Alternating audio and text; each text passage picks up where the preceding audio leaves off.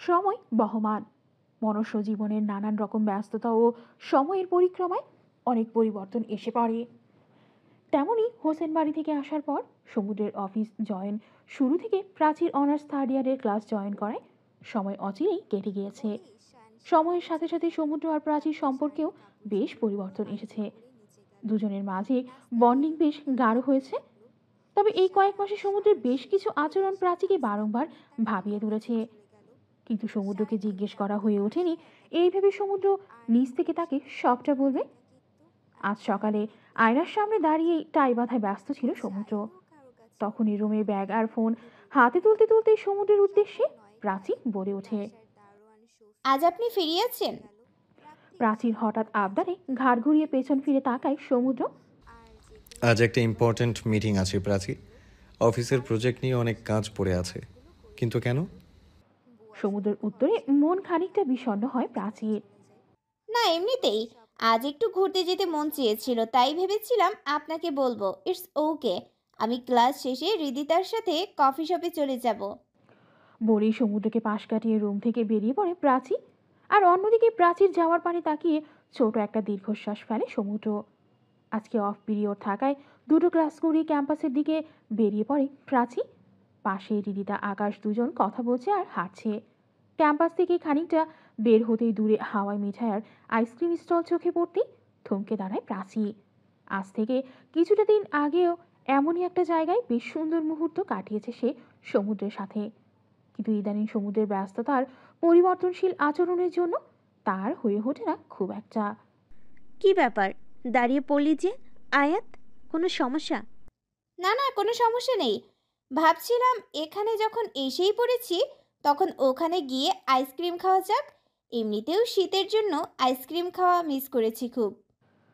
প্রাচীর কথায় হৃদিতা আর আকাশও সাই দেয়। স্টলটা নতুন বসেছে বোধ হয়।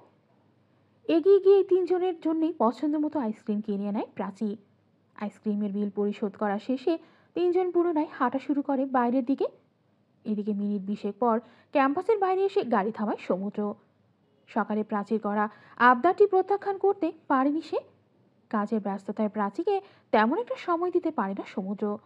গাড়ি পাশে পার্কিং করে বেরিয়ে পড়ে সে। ঘড়ির দিকে তাকিয়ে দেখে সঠিক সময়ে পৌঁছেছে সে। এখনই তো প্রাচীর ক্লাস শেষ হওয়ার কথা।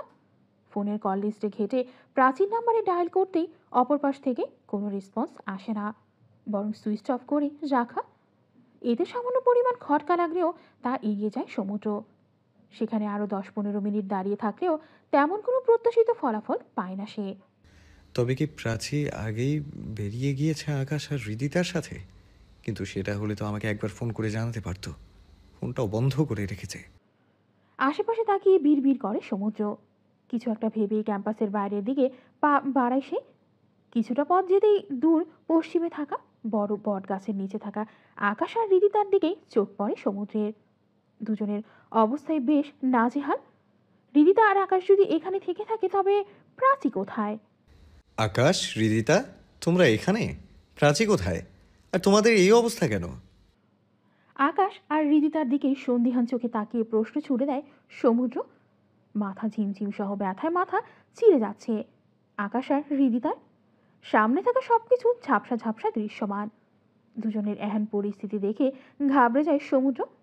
পাশে থাকা পানির বোতল থেকে পানি নিয়ে দুজনের মুখশ্রীতে ছিটিয়ে দিতেই খানিকটা হুঁশ ফিরে আসে। Both of you fine. Akash, Hridita, তোমাদের দুজনের সাথেই তো প্রাচীর থাকার কথা, তাই না? প্রাচী কোথায়? প্রাচী? প্রাচী তো আমাদের সাথেই ছিল। আমরা তো আইসক্রিম খেতে খেতে কফি শপের দিকে যাচ্ছিলাম, কিন্তু হঠাৎ করেই মাথাটা এত চক্কর দিয়ে উঠলো, তারপরে আর কিছুই মনে নেই। যখন জ্ঞান ফিরে আসি তখন নিজেদের এখানে আবিষ্কার করি। হৃদিতার বলা কথা শুনেই সমুদ্রের কপালে দুশ্চিন্তার ভাঁজ ফুটে ওঠে। কিঞ্চিত পরিমাণ ভয়ও হচ্ছে। আর কিছু জিজ্ঞেস করতে যাবে তখনই হাতে থাকা ফোনটা তার নিজস্ব রিংটোনের শব্দে বেজে ওঠে। অর্পিতা ফোন করেছে। এই ভর দুপুরে অর্পিতার ফোন কল আসাটা মোটেও সুবিধার মনে হয়নি সমুদ্রের কাছে। রিসিভ করতেই ফোনের ওপর পাশ থেকেই অর্পিতার কান্না ভেজা কণ্ঠস্বর ভেসে আসে। স্যার, পিহু। পিহুর নাম শুনে আঁতকে ওঠে সমুদ্র। পিহু? পিহুর কি হয়েছে? পিহু কোথায় মিস অর্পিতা? Tell me. পিহুকে ওরা কিডন্যাপ করে নিয়ে গিয়েছে স্যার। প্লিজ আপনি পিহুকে বাঁচান। অর্পিতার কথা কর্ণপাত হতেই মাথায় আকাশ ভেঙে পড়ে উপক্রম সমুদ্রের। একদিকে প্রাচী আর অন্যদিকে পিহু। কাকে ছেড়ে কাকে বাঁচাবে সে? কি হলো ভাইয়া? কিছু জানতে পেরেছেন? প্রাচী কোথায় আছে? সমুদ্রের ভাবনার মাঝে জিজ্ঞেস করে আকাশ।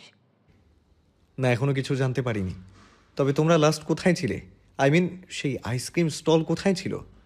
আকাশ আর রিদিতার সহযোগিতায় ফের সেই জায়গায় পৌঁছাতেই অবাক হয় আকাশ, রিদিতা। কেননা যেই আইসক্রিম স্টলের সামনে তারা তিনজন দাঁড়িয়েছিল সেই স্টল পুরোটাই উধাও। কি হয়েছে আকাশ? কোথায় স্টল? এখানেই ছিল স্টলটা। একটু আগেও তো ছিল, কিন্তু হঠাৎ করে কোথায় গায়েব হয়ে গেল? আকাশ অবাক চাহনিতে প্রলাপ বকে। সমুদ্র একদৃষ্টে নিচের দিকে তাকিয়ে রয়েছে। তার বুঝতে দেরি হয় না এসবের মূলে কে রয়েছে। মস্তিষ্কের অগ্রভাগে প্রচণ্ড ব্যথা অনুভব হয়ে নড়ে চড়ে ওঠে প্রাচী। চোখ পিটপিট করে তাকালেও ঝাপসা ঝাপসা দেখতে পায় চারপাশে। মিনিট দুয়েক পর সবকিছু আবছা আবছা থেকে পরিষ্কার হতে থাকে। চারপাশে চোখ বুলিয়ে নিতেই খেয়াল করে সে কোনো গোডাউন নয়, বরং সুবিশাল রোমের মধ্যেই অবচেতন অবস্থায় পড়েছিল। কাচের দেয়াল ভেদ করে বাইরের সুবিশাল আকাশ দেখা যাচ্ছে। সে তো সকালে ভার্সিটিতে ছিল, আর এখন তো সেই সকাল পেরিয়ে রাত। তার মানে এতক্ষণ ধরে সে অজ্ঞান হয়ে পড়েছিল। হাতে পায়ে কোনো বাঁধন নেই। বিছানা থেকে নেমে পড়তেই বাইরে থেকে সমুদ্রের ঢেউয়ের মতো আওয়াজ কানে এসে পৌঁছায়। তার মানে কি সে এখন বর্তমানে কোনো সমুদ্র অঞ্চলে অবস্থান করছে? মস্তিষ্ক জুড়ে নানা প্রশ্ন ঘুরপাক খায় প্রাচীর। এখন তো তার সমুদ্রের সাথে থাকার কথা। সমুদ্র কোথায়? সমুদ্রের কথা মনে পড়তেই নিজের মোবাইল ফোন খুঁজতে ব্যস্ত হয়ে পড়ে প্রাচী। পুরো রুমে কোথাও ফোন খুঁজে না পেয়ে হতাশ হয় প্রাচী। তখনই পেছন থেকে গম্ভীর পুরুষালী কণ্ঠ ভেসে আসে। এটা খুঁজছো মিসেস মেহেরি সাহেব প্রাচী? রুক্ষ কণ্ঠস্বর। তড়িৎ গতিতে পেছনে ফিরে তাকায় প্রাচী। সামনে দাঁড়িয়ে থাকা ব্যক্তিটির মুখশ্রী চিনতে বিন্দুমাত্র বিলম্ব হয় না প্রাচীর, বরং একপ্রাশ বিস্ময়তা নিয়ে বলে ওঠে, রাইয়ান স্যার, আপনি? ইয়েস মিসেস প্রাচী, আমি। কেন, অন্য কাউকে খুঁজছিলে নাকি? খানিকটা তাচ্ছিল্যের সুরে বলে ওঠে রায়ান। এসব কি? আমাকে কোথায় নিয়ে এসেছেন আপনি? আর আমাকে এভাবে আটকে রেখেছেন কেন? কর্কশ কণ্ঠে জিজ্ঞেস করে প্রাচী। হাইপার হচ্ছে কেন? কাম ডাউন, সব তো পরে জানা যাবে। আগে রাতের ডিনার করে নাও, পরে সব বলছি। রাইয়ান স্যার, আমি শেষবারের মতো জিজ্ঞেস করছি, আপনি কোথায় নিয়ে এসেছেন আমাকে? আমি তো ভার্সিটিতে ছিলাম আকাশ আর হৃদিতার সাথে। ওরা দুজন কোথায়? আমি সমুদ্রের কাছে যাব। বললাম তো সব বলবো, আগে খেয়ে নাও। বলে খাবারের প্লেট প্রাচীর দিকে এগিয়ে দিতেই রাগে ক্ষোভে খাবারের প্লেট পাশে ছুঁড়ে ফেলতেই তা কয়েক সেকেন্ডের ব্যবধানে ভেঙে চৌচির হয়ে যায়। আমি কি জিজ্ঞেস করছি আপনি তা শুনতে পারছেন না? আমি এখানে থাকবো না, সমুদ্রের কাছে যাব আমি। বড়ি দ্রুত পায়ে দরজার কাছে গিয়ে দরজা খুলতে বাইরের দৃশ্য চোখে পড়ে। ভেতরে সুবিশাল আভিজাত্য বাড়ি মনে হলেও বাইরে থেকে খেয়াল করলে মাঝারি আকারের কুটিরের মতো ডাকে। দরজা খুলে বাইরে বের হতেই আরও এক ধাপ অবাক হয় প্রাচী। দূর দূরান্তেও কোনো বাড়িঘরের চিহ্ন নেই। চারপাশে শুধু সমুদ্রের নীলচে পানির ছড়াছড়ি আর বিশাল বিশাল গাছগাছালি।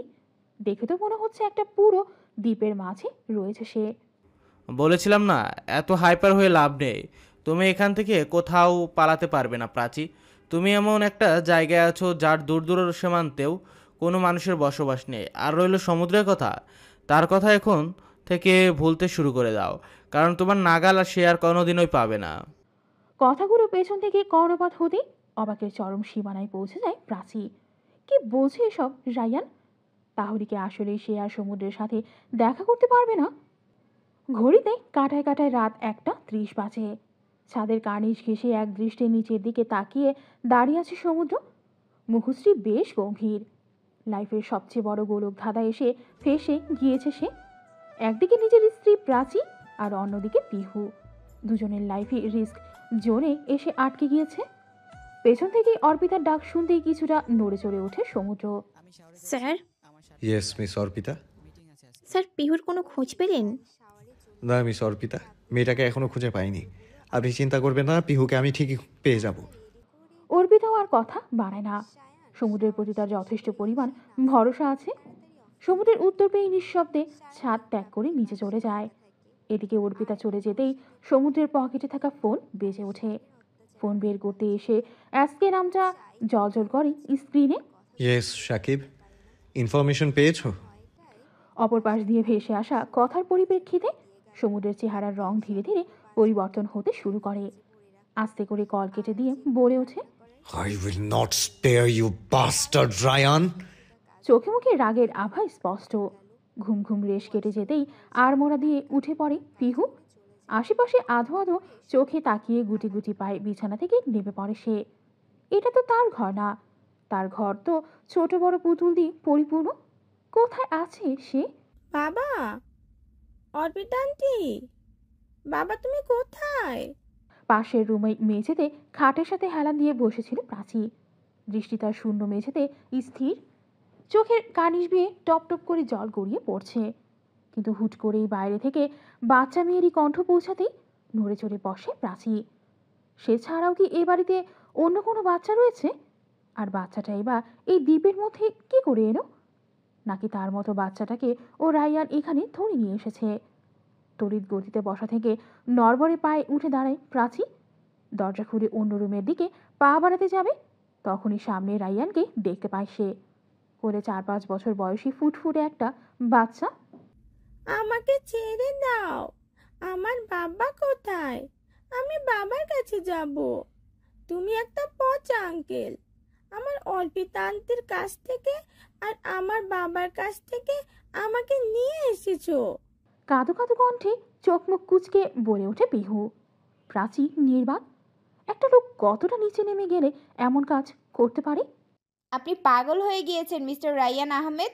এইটুকু একটা বাচ্চাকে পর্যন্ত তুলে নিয়ে এসেছেন তার বাবার কাছ থেকে। কি দোষ করেছে মেয়েটা? আর আমাকেই বা কেন তুলে এনেছেন এই জায়গায়? কিসের শত্রুতা আমার সাথে আপনার? ইন্টেলিজেন্ট, বেশ বুদ্ধি আছে তোমার মাথায়, বলতে হবে তোমাকে। আর এই বাচ্চা মেয়েটা, সরি বাচ্চা মেয়ে বলছি কেন, এর নাম তো পিহু, আমার খেলার আসল গুটি, যাকে দিয়ে আমার প্ল্যান সাকসেসফুল হবে। আর রইল বাদ বাকি তোমাদের দুজনকে এখানে তুলে আনার কথা, সেটার মূল উদ্দেশ্য হচ্ছে সমুদ্র। পিহুকে কোল থেকে নামিয়ে দিয়ে বলে ওঠে রায়ান। এদিকে পিহু ভয়ে জড়সড় হয়ে দৌড়ে প্রাচীর কাছে চলে যায়। প্রাচীও আগলে নেয় পিহুকে। রায়ানের বলা প্রতিটা কথাই মাথার ওপর দিয়ে যাচ্ছে প্রাচীর। সমুদ্র? কিন্তু কেন? সে কি ক্ষতি করেছে আপনার? আমি না হয় তার স্ত্রী, কিন্তু পিহু? পিহু কি দোষ করেছে? আর সমুদ্রের সাথে আপনার কিসের শত্রুতা? কোন খেলার গুটি বানিয়েছেন আমাদেরকে? বড্ড বেশি প্রশ্ন করো তুমি প্রাচী। সমুদ্র কি করে তোমাকে টলারেট করে কে জানে? জানতে চাও কিসের শত্রুতা আমার সমুদ্রের সাথে? জানতে চাও পিহুর সাথে কিসের সম্পর্ক সমুদ্রের? তাহলে শোনো, সমুদ্র হচ্ছে একজন সিক্রেট গ্যাংস্টার, আর আমিও ছিলাম একজন গ্যাংস্টার, যাকে কিনা 5 বছর আগে তোমার সমুদ্র সেই গ্যাং থেকে বের করে দিয়েছিল, সবার সামনে অপমান করে। একটা ভুলের জন্য আমার এত এত পাওয়ার, আমার অধিকার মিনিটের ব্যবধানে কেড়ে নিয়েছিল আমার কাছ থেকে। আর সেখান থেকে আমার প্রতিশোধের নেশা শুরু।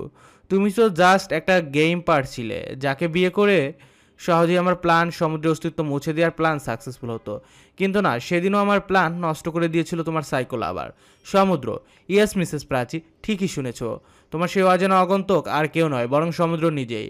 বাকি রইল পিহু। পিহু হলো সমুদ্রের অস্তিত্ব, সমুদ্রের মেয়ে হলো পিহু। অতি পরিমাণ বিস্ময় কিং কর্তব্য প্রেমুর প্রাচী। এক নাগারে বলা রায়ানের কথার প্রত্যুত্তরে আসলে কি বলা উচিত তাই খুঁজে পাচ্ছে না সে। সরি নিকিতা, তোমাকে দেওয়া কথাটা আমি ঠিকভাবে পালন করতে পারিনি পিহুকে রায়ানের কাছ থেকে লুকিয়ে রাখতে। তবে আই প্রমিস আমি কিচ্ছু হতে দেব না পিহুকে আমি ফিরিয়ে নিয়ে আসবো রায়ানের কাছ থেকে। আর না কিছু হতে দেব প্রাচীর। ডোন্ট লুজ হোপ প্রাচী, আমি আসছি। দেয়ালে টাঙানো নিকিতার ছবিটার দিকে তাকিয়ে এক দৃষ্টে বলে ওঠে সমুদ্র। যত যাই হোক পিহু তার দায়িত্ব। ব্যাস, অনেক হয়েছে সবার কাছ থেকে লুকিয়ে থাকা। আসল রহস্য উন্মোচিত হওয়ার সঠিক সময় এসে পড়েছে। স্যার, এই যে রায়ানের লাস্ট লোকেশন। রায়ানকে লাস্ট গত দুপুরে ঢাকার বাইরে দেখা গিয়েছে, আর আমি এয়ারপোর্টেও খোঁজ নিয়েছি, সেখানে রায়ানকে পাওয়া যায়নি। আর যদি সে বিডির বাইরে থাকে তবে একটা উপায়ে যাওয়া সম্ভব। ল্যাপটপ স্ক্রিনের দিকে তাকিয়ে সমুদ্রকে উদ্দেশ্য করে বলে ওঠে সাকিব। যে করেই হোক আমার রায়ানের প্রেজেন্ট লোকেশন চাই। বেশি দেরি করা যাবে না সাকিব। রায়ান অনেক ডেঞ্জারাস। আর এখন শুধু রায়ান না, ওর কাছে আমার পিহু আর প্রাচী আছে। So be careful. সমুদ্রের কথা শুনে সাকিব পুনরায় ল্যাপটপে নিজের কাজে মনোনিবেশ করে। পিহুকে খাইয়ে দিতেই কিছুক্ষণ বাদে ক্লান্ততায় গভীর ঘুমে আচ্ছন্ন হয়ে পড়ে পিহু। পিহুর পাশেই এক দৃষ্টিতে তাকিয়ে বসে রয়েছে প্রাচী। প্রাণবন্ত মেয়েটা এক রাতের মধ্যেই কেমন নিস্তেজ হয়ে পড়েছে। এখানে রাইয়ানকে ফাঁকি দিয়ে খুঁজে খুঁজে অনেক কষ্টে নিজের ফোনটা পেরেও কোনো লাভ হয়নি প্রাচীর। রাইয়ান ট্যার পেয়ে ফোনটাও ছিনিয়ে নিয়েছে আর ওয়ার্নিং দিয়েছে কোনোভাবে পালানোর চেষ্টা করলে পিহুর বড় কোনো ক্ষতি করে দিবে। আমি বিশ্বাস করি না এসব। সমুদ্র আমার সাথে এমন করতে পারেন না। আমার কাছ থেকে এত বড় সত্যি কি করে লুকালেন আপনি সমুদ্র? সত্যিই কি পিহু আপনার মেয়ে? তাহলে কেন লুকালেন পিহুকে আমার কাছ থেকে? বিয়ে কেন করলেন আমাকে? আপনি যদি আমাকে ভালোবেসে থাকেন তাহলে কেন লুকালেন? পিহুর মুখশ্রীর দিকে তাকিয়ে বিড়বিড় করে প্রাচী। একটু আগেই রাইয়ানের সাথে এক দফা কথা কাটাকাটি হতেই রাইয়ান প্রাচী আর পিহুকে একটি রুমেই বন্দি করে বাইরে চলে যায়। এত বড় নির্জন অবস্থা থেকে কি করে পালাবে সেই চিন্তায় গভীরভাবে মগ্ন প্রাচী। তুই কি ভেবেচিন্তে এটা করতে যাচ্ছিস সমুদ্র? তুই জানিস সেটা কতটা রিস্কি হতে পারে? তোর এই একটা সিদ্ধান্ত প্রাচীর আর তোর ফিউচারে কতটা প্রভাব ফেলতে পারে তা তুই খুব ভালো করেই জানিস। ইশরাকের কথায় পাশ ফিরে তাকায় সমুদ্র। দৃষ্টিতে একরাশ আতঙ্ক, কাউকে হারিয়ে ফেলা তীব্র ভয় যেন জেগে বসেছে। কিন্তু পর মুহূর্তেই নিজেকে সামলে নেয় সে। ভাবমূর্তি পরিবর্তন করে গম্ভীর গলায় বলে ওঠে, আমি জানি Ishrak, but I have to do this. প্রাচীকে বলতেই হবে সবটা। আমি জানি আমাদের সম্পর্কে এর জন্য কিছুটা হলেও সাফার করতে হবে, কিন্তু আমি ম্যানেজ করে নেব। যেটা তুই ভালো মনে করিস। ধীর কণ্ঠে বলে পুনরায় একই ভঙ্গিমায় রেলিং ঘেঁষে দাঁড়িয়ে থাকে। বিষাদময় প্রহর। এর অবসান কখন হবে কে জানে। ভোরের আলো ফোটার পরপরই বাসায় প্রবেশ করে রাইয়ান। প্রাচী আর পিহুর দিকে এক পলক তাকিয়ে পা বাড়ায় সেদিকে। প্রাচী মেয়েটা বড্ড চালাক। কখন যে তার নাকের ডগার নিচ দিয়ে পালিয়ে যাওয়ার চেষ্টা করবে কে জানে। অতি সন্তর্পণে দরজা খুলতে প্রাচী আর পিহুর ঘুমন্ত চেহারা চোখে পড়ে তার। স্বস্তির নিঃশ্বাস ফেলে নিজের রুমে যেতেই ফোন তার বেজে ওঠে। ইয়েস দীপ্ত, ওয়েল ডান। স্যার আপনার কাজ হয়ে গিয়েছে। বলেই খট করে কল কেটে দেয় Rayan. Welcome back mister Junaid Arham Samudra. অবশেষে আমার প্ল্যান সাকসেসফুল হতে চলেছে। আমার কাছ থেকে ছিনিয়ে নেওয়া প্রতিটা জিনিসের জন্য তোকে মূল্য দিতে হবে, আর সেটাও তোর মৃত্যু দিয়ে। বলেই খোলা রুমে অট্ট হাসিতে ফেটে পড়ে রাইয়ান। হাসি তার হিংস্র, ভয়ঙ্কর, প্রতিশোধের নেশা স্পষ্ট। দুপুরের পর রাইয়ান যখন নিজের রুমে শাওয়ার নিতে ব্যস্ত ছিল, তখনই রুমে চুপি চুপি প্রবেশ করে প্রাচী। ঠিক যেন এই সময়টারই সুযোগে ছিল সে। রুমের চারপাশে চোখ বুলিয়ে নিতেই আটকে ওঠে প্রাচী। চারপাশের দেয়ালে ঝুলন্ত অনেক ছবি রয়েছে, যেগুলোতে ক্রস দেওয়া, আর সবগুলো মুখশ্রী অপরিচিত তার কাছে। দেখেই বোঝা যাচ্ছে এখানে অনেকবারই আনাগোনা হয়েছে রাইয়ানের। টেবিলের উপর থাকা বিভিন্ন অস্ত্র, ল্যাপটপ দেখেই গলা শুকিয়ে আসে প্রাচীর। কাম ডাউন প্রাচী, কাম ডাউন। এভাবে টাইম ওয়েস্ট করলে চলবে না। তাড়াতাড়ি করে নিজের ফোনটা খুঁজে বের কর। সমুদ্রকে ফোন করে সবটা জানাতে হবে। যেই ভাবা সেই কাজ। রুমের ভেতর অতি সন্তর্পণে প্রবেশ করে প্রথমেই টেবিল আর বিছানা ভালো করে খুঁজে নেয় প্রাচী। কিন্তু না, কোথাও ফোন নামক বস্তুটার চিহ্নও নেই। আশপাশে একবার তাকিয়ে কর্নারে থাকা কাবার্ডের দিকে চলে যায় সে। হাতসহ পুরো শরীর থরথর করে কাঁপছে ভয়ে আর আশঙ্কায়। এই ভেবে যদি রাইয়ানের কাছে ধরা পড়ে যায় তাহলে। কাবারের এই পাট খুলতেই ভেতরে বিভিন্ন ফাইলপত্র আর সারি সারি ওয়াইনের বোতল চোখে পড়ে প্রাচীর। চোখ মুখ কুচকে নিচে তাকে থাকা লকারের দরজা টান দিতেই তা খুলে যায়। অবাক হয় প্রাচী, কেননা সাধারণত সব কাবার্ডের লকার তালা দিয়ে থাকে। বাড়তি চিন্তা ভাবনা ছেড়ে লকারের দিকে দৃষ্টি নিক্ষেপ করতে এক কর্নারে ফোন চোখে পড়ে তার। স্বস্তির নিঃশ্বাস ফেলে ফোন নিতে ফোনের সাথে একটা ছবি হাত থেকে নিচে পড়ে। তাৎক্ষণিক দ্রুত কাবার্ডের দরজা লাগিয়ে ছবিটা হাতে তুলে নেয় প্রাচী। রাইয়ানের কাছে ধরা পড়লে রক্ষে নেই। রাইয়ানও যে কোনো সময় বেরিয়ে পড়তে পারে, তাই আর বিলম্ব না করে দ্রুত পায়ে রুম থেকে বেরিয়ে পড়ে প্রাচী। এদিকে ওয়াশরুম থেকে বেরিয়ে রুমে আসতেই কিছুক্ষণের জন্য থেমে যায় রাইয়ান। কেউ কি এসেছিল তার রুমে? এমন লাগছে কেন? কিছু একটা ভেবে বিছানায় পড়ে থাকা শার্টটা তুলে নেয় সে। ফোন আর মাত্র 9% চার্জ বাকি। আর একটু পরেই তো ফোনের ব্যাটারি ডেড হয়ে যাবে। শীঘ্রই সমুদ্রকে ফোন করা জরুরি। পাশের বিছানায় বসে পিহু সাদা পৃষ্ঠায় মন মতো আঁকিবুকি করে চলেছে। রুমে পাইচারি করতে করতেই বিছানায় পড়ে থাকা ফোন হাতে তুলে নেয় প্রাচী। কল লিস্ট ঘেটে সমুদ্রের নাম্বার ডায়াল করে সে। রিং হচ্ছে, কিন্তু অপর পাশে থাকা মানুষটির কোনো রেসপন্স নেই। প্লিজ সমুদ্র, ফোন রিসিভ করুন। আমার হাতে বেশি সময় নেই। ফোনের ব্যাটারি ডেড হয়ে গেলে আর কোনো কিছু বলতে পারবো না আপনাকে। প্লিজ একবার ফোন রিসিভ করুন। অপর পাশ থেকে অনবরত রিং হতে হতে একসময় কেটে যায় কল। হতাশ হয় প্রাচী। বিছানায় উল্টো হয়ে পড়ে থাকা ছবিটার দিকে চোখ যেতেই ভ্রু কুঁচকে নেয় সে। খানিকটা কৌতূহল নিয়ে ছবিটা হাতে নিতেই আরেক দফা অবাক হয় প্রাচী। নিকিতা, এটা তো নিকিতার ছবি। কিন্তু নিকিতার ছবি রাইয়ানের কাছে কি করে এলো? রাইয়ানের সাথে কি কোনোভাবে নিকিতার সম্পর্ক রয়েছে? কিন্তু সেটা কি করে? গভীর চিন্তায় মগ্ন হয়ে পড়ে প্রাচী। মাথায় শুধু বিশাল বিশাল প্রশ্ন ঘুরপাক খাচ্ছে, যার উত্তর আদৌ পাবে কিনা তার কোনো নিশ্চয়তা নেই। প্রাচীর সব প্রশ্নের উত্তর একমাত্র সমুদ্রই দিতে পারবে। তাই দেরি না করে নিজের ফোন খুঁজতে ব্যস্ত হয়ে পড়ে সে। সমুদ্র, আপনি কোথায়? প্লিজ অন্তত একবার আমার কথাটা শুনুন। আমাকে এখান থেকে নিয়ে যান। আমি পারছি না আপনাকে ছাড়া থাকতে। প্লিজ ফোনটা রিসিভ করুন। বলেই দ্বিতীয়বারের মতো কল দেয় প্রাচী। রিং হওয়ার এক পর্যায়ে কেউ হাত থেকে খপ করে ফোন কেড়ে নিতেই হালকা ভরকে যায় সে। পরক্ষণে পাশ ঘুরে তাকাতেই রাইয়ানের রাগান্বিত মুখশ্রী চোখে পড়ে তার। সমুদ্রকে ফোন করেছিলে এটা জানাতে যে তুমি কোথায় আছো? কি মনে করেছো সমুদ্র তোমাকে এখানে এসে আমার কাছ থেকে বাঁচিয়ে নিয়ে যাবে? শান্ত গলায় জিজ্ঞেস করে ওঠে রাইয়ান। এতে কিঞ্চিত পরিমাণ ভয় পেলেও তা প্রকাশ করে না প্রাচী। হ্যাঁ, আমার সমুদ্রের প্রতি বিশ্বাস আছে। সমুদ্র ঠিকই এখানে এসে আমাকে বাঁচিয়ে নিয়ে যাবে। আপনার এসব ভিত্তিহীন কথায় আমি বিশ্বাস করি না। কাট কাট গলায় জবাব দেয় প্রাচী। এত বিশ্বাস? সব বিষয় গুড়িয়ে যায় না যেন। আমার মন বলছে সমুদ্র এখানে আসবে। আর কিছু বলতে পারে না প্রাচী। খোলা জানালার অপর পাশ থেকে হেলিকপ্টারের তীক্ষ্ণ আওয়াজ কানে পৌঁছাতেই নড়ে চড়ে ওঠে প্রাচী, পিহু সহ রাইয়ান। সমুদ্র? বাহ মিস্টার সাইকো লাভার, তাহলে এসে পড়েছো। দুজনেই বেস্ট ইন্টেলিজেন্ট বলতে হবে। অবশেষে আমার খোঁজ পেয়ে গেল, কিন্তু তোমার সমুদ্র আমার কিছুই করতে পারবে না। বলেই দ্রুত পায়ে এগিয়ে পিহুকে কোলে তুলে নেয় রাইয়ান। ঘটনার আকস্মিকতায় হতভম্ব বনে যায় প্রাচী। পিহুর কথা তো মাথা থেকে বেরিয়েই গিয়েছিল। এখন কি করবে সে? রাইয়ান যদি পিহুর কোনো ক্ষতি করে তাহলে? প্রাচী, পিহু। হুড়মুড় করে রুমে প্রবেশ করতেই বলে ওঠে সমুদ্র। চোখে মুখে তার আতঙ্কে ঘেরা। প্রাচীও পেছনে ঘুরেই সমুদ্রকে দেখতেই অস্বস্তির নিঃশ্বাস ফেলে। Welcome back mister Junaid Arham সমুদ্র। আমি জানতাম তুই আসবি। প্রাচীর জন্য না হলেও পিহুর জন্য অন্তত তোকে আসতেই হতো। হাসতে হাসতে প্রলাপ বকে রায়ান। এদিকে সমুদ্রের দৃষ্টি স্থির। পিহুকে ছেড়ে দে রায়ান, আমি তোকে লাস্ট ওয়ার্নিং দিচ্ছি। পিহুর কিছু হলে আমি তোকে ছেড়ে দেবো না। ছেড়ে দেব? তুই বললেই ছেড়ে দেব, কিন্তু কি করি বল তো? খেলার মূলগুটি যেহেতু পিহু, পিহুকে কি করে ছেড়ে দেয়? মনে আছে 5 বছর আগের কথা? কি করে পুরো গ্যাংয়ের সামনে দাঁড়িয়ে আমাকে অপমান করেছিলি? আমার এতদিনের পাওয়ার আমার কাছ থেকে কেড়ে নিয়েছিলি শুধুমাত্র একটা ছোট্ট কারণের জন্য। সেসব ভুলে যায় কি করে? এসব প্রতিশোধ না নিয়ে তোকে ছেড়ে দেয় কি করে? ভেবেছিলাম এসবের প্রতিশোধ তোর মৃত্যুর মাধ্যমে নেব, কিন্তু না।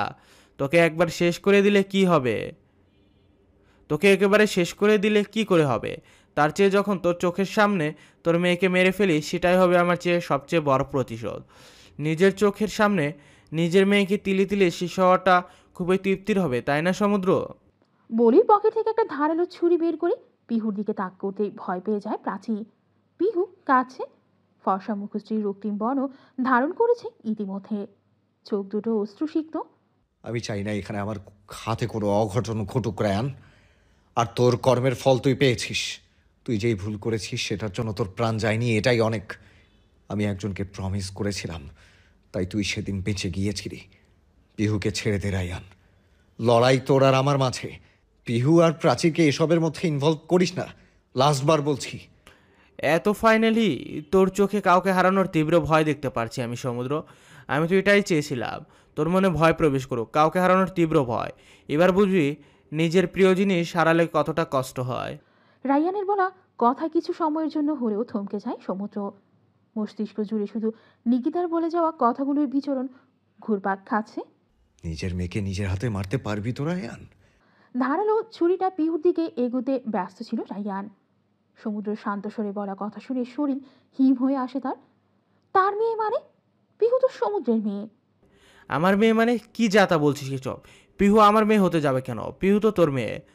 বিস্ফোরিত নয়নে তাকিয়ে জিজ্ঞেস করে রায়ান। সমুদ্রের দৃষ্টি অপরিবর্তিত। তার কল্পনায় ভেসে ওঠে নিকিতার দৃশ্যপট। নিকিতা? মনে হয় এই নামটার সাথে তুই ওতপ্রোতভাবে জড়িত, তাই না রায়ান? যার সাথে ভালোবাসার নাটক করে খুব বাজেভাবে ঠকিয়েছিলি। নিকিতা নামটা শুনতেই পিলে চমকে ওঠে রায়ান। নিকিতা? নিকিতার নাম শুনতে হাত আলগা হয়ে আসে তার। আর এই সুযোগেরই অপেক্ষায় ছিল সমুদ্র। রায়ানের হাত থেকে পিহু আলগা হয়ে আসতেই দ্রুত পায়ে এগিয়ে গিয়ে পিহুকে আগলে নিতেই রায়ানের হুঁশ ফিরে আসে। এদিকে সবটাই যেন মাথার উপর দিয়ে যাচ্ছে প্রাচী। পিহু আসলে কার মেয়ে? সমুদ্র নাকি রায়ানের? সমুদ্র, পিহুকে আমার কাছে ফিরিয়ে দে। কর্কশ গলায় চেঁচিয়ে ওঠে রায়ান। তাতে কোনো ভাবান্তর ঘটে না সমুদ্রের, বরং আরো দৃঢ় কণ্ঠে প্রত্যুত্তরে বলে ওঠে। সেটা তো আর হওয়ার নয় রায়ান। পিহুর ছোঁয়া তুই আর পাবি না। যেই রহস্য তুই জানিস না সেটা তোকে জানতেও দেব না আমি। আজকে এখানেই তোর সাথে সেই রহস্য দাফন হয়ে যাবে। মানে? আর কিছু বুঝে ওঠার আগে সমুদ্র জ্যাকেটের পেছন থেকে গান বের করে রায়ানের দিকে তাক করে। পরপর দুটো শট করতেই একটা গুলি বাম হাতে আর একটা বুক ছেদ করতে হাঁটু গেড়ে বসে পড়ে রায়ান। পিহু ভয়ে জাপটে ধরে সমুদ্রকে। প্রাচী এক কোণে ভয়ে জড়সড় হয়ে চোখ বন্ধ করে দাঁড়িয়ে আছে। মিনিট পাঁচেক পর রায়ানের নিতরদেহ মেঝেতে লুটিয়ে পড়তেই সমুদ্র মুচকি হেসে বলে ওঠে। Chapter closed. পশ্চিমা আকাশে সূর্য ঢলে পড়েছে। লাল আবির মাখা রক্তিম আকাশে সূর্য প্রায় অস্তমান। সন্ধে নামা আকাশের দিকে এক দৃষ্টিতে তাকিয়ে আছে প্রাচী। দৃষ্টি তার স্থির। পাশেই রেলিং ঘেঁষে বুকে দুহাত গুজে দাঁড়িয়ে আছে সমুদ্র। মাথা নত যেন হলেও মুখশ্রী তার গম্ভীরতায় ঘেরা। আজ সকালেই চৌধুরী বাড়িতে ফিরেছে প্রাচী, সমুদ্র আর পিহু আর প্রাচীকে নিয়ে নানান প্রশ্ন উঠলেও তো তা কোনো মতে এড়িয়ে গিয়েছে প্রাচী আর সমুদ্র। কেন লুকালেন এসব আমার কাছ থেকে সমুদ্র? এত এত রহস্যের মায়াজালে কেন আটকে রেখেছিলেন আমাকে? ভাইয়ুর বিয়ের হলুদ থেকে শুরু করে এখন অবধি যা যা ঘটেছে আপনি সব জানতেন বলছি কেন? এসবের পেছনে তো আপনিই ছিলেন। সেসব লেখা চিরকুট পড়ে একটা সময়ের জন্য মনে হয়েছিল এসব আপনার কাজ। এমনকি এই সন্দেহ থেকে আপনার সামনে আমি বহুবার প্রশ্নও ছুড়ে দিয়েছি, তবুও কেন এড়িয়ে গিয়েছিলেন আমায়? বলেই দুম করে নিঃশ্বাস ফেলে প্রাচী। এক নাগারে কথাগুলো বলতে গিয়ে নিঃশ্বাস বারবার আটকে আসছিল। আর চোখে সমুদ্রের দিকে তাকাতেই খেয়াল করে সমুদ্র আগের মতোই অবিকল দাঁড়িয়ে আছে। বিন্দু পরিমাণ নড়চড় ঘটেনি তার মাঝে। তার মানে কি সমুদ্র তার কথাকে পাত্তা দিচ্ছে না, নাকি বিগত সময়ের মতো এবারেও এড়িয়ে যাওয়ার ব্যর্থ চেষ্টা চালাচ্ছে? আমি আপনাকে কিছু জিজ্ঞেস করেছি সমুদ্র। আপনি একজন সিক্রেট গ্যাংস্টার। এত বড় একটা রহস্য এতদিনের মাঝে একবারও মনে হয়নি আমাকে বলা উচিত? তার উপর নিকিতা, পিহু কেন গোলক ধাঁধায় ফেলে রেখেছেন আমাকে? কেই নিকিতা? পিহু আর নিকিতার সাথে আপনার আর রায়ানের কিসের সম্পর্ক? সমুদ্রের দিকে ঘুরে প্রশ্ন ছুড়ে দিতেই সমুদ্র আর চোখে প্রাচীর দিকে তাকায়। প্রাচীও বেশ উৎসুক হয়ে আছে সমুদ্রের উত্তরের জন্য। সমুদ্র তার কথার প্রত্যুত্তরে কি বলবে তা শোনার জন্য। ফিনিশ? প্রশ্ন শেষ হয়েছে নাকি আরো কিছু বাকি রয়েছে? সমুদ্রের কথায় হালকা ভ্যাবাচাকা খেয়ে বসে প্রাচী। এই কেমন উত্তর? ঠোঁট দুটো কিঞ্চিত প্রসারিত করে কিছু বলতে যাবে, তার পূর্বে সমুদ্র তার গাম্ভীর্য কণ্ঠে পড়ে ওঠে। পিহু আবার মেয়ে না প্রাচী। পিহু রায়ানের মেয়ে। আর নিকিতা হলো সেই মেয়ে যাকে ভালোবেসে প্রচণ্ডভাবে আঘাত দিয়ে দুমড়ে মুচড়ে মাঝপথে ছেড়ে গিয়েছিল রায়ান। রায়ান যখন নিকিতাকে ছেড়ে গিয়েছিল তখন নিকিতা ছিল অন্তঃসত্ত্বা, যার মাঝে একটু একটু করে একটা প্রাণ বেড়ে উঠছিল। এটা ছিল রায়ানের সম্পূর্ণ অজানা। আজ থেকে কয়েক বছর আগে যখন আমি ইউকে যাচ্ছিলাম তখনই আমার নিকিতার সাথে পরিচয় হয়। এটা প্রচণ্ডভাবে ভেঙে গিয়েছিল। আর তার আগে থেকেই আমি গ্যাংস্টার ছিলাম। রায়ানও ছিল সেই গ্যাংস্টারের মধ্যে একজন। দলের হিডেন ইনফরমেশন সহ বেশ কিছু ইম্পর্টেন্ট ব্লুপ্রিন্ট বিরোধী দলের কাছে প্রতারণা করে পৌঁছে দেয়। সেদিন দলের 4-5 মেম্বার বিরোধী দলের ষড়যন্ত্রের শিকার হয়। সেই সাথে যেখানে আমি নিকিতাকে সেফলি রেখেছিলাম সেখানেও আক্রমণ চালানো হয়। নিকিতার তখন 8.5 মাস চলছিল। আক্রমণে এক পর্যায়ে একটা গুলি এসে নিকিতার শরীর ছুঁয়ে যায়। আমি পারিনি সেদিন তাকে বাঁচাতে। তবে নিকিতার কাছে আমি ওয়াদা করেছিলাম যে পিহুর কথা যেন কোনো মতে রায়ান না জানে, আর এটাও কথা দিয়েছিলাম রায়ানের কোনো ক্ষতি করব না। শুধুমাত্র সেদিনের দেয়া কথার জন্যই রায়ান প্রাণে বেঁচে গিয়েছিল।